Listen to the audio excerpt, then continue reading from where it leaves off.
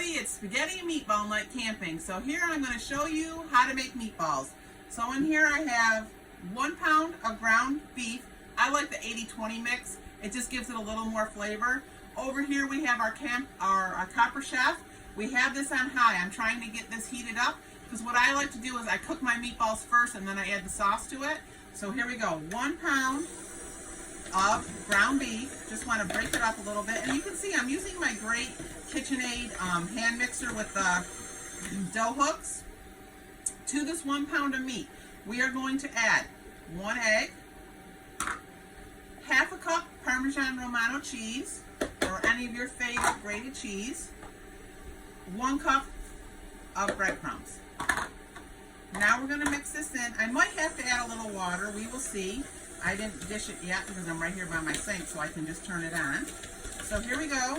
We're mixing this all up. And I use flavored breadcrumbs, the Italian seasoned breadcrumbs, because that's what makes this so great.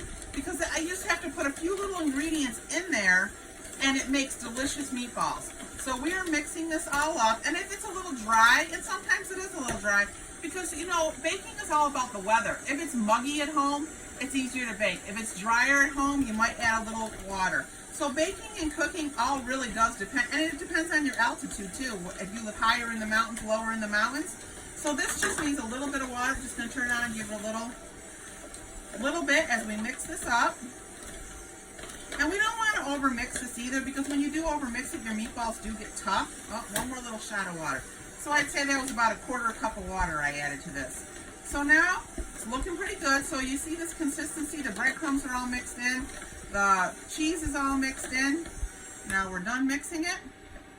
So now what we're going to do is we're going to take our handy scoop. Remember I talked about this the other day when we were making muffins? This is my medium scoop.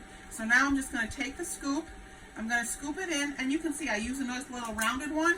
Scoop all our meatballs in, and we're going to give them a little fry in the copper chef till they get done.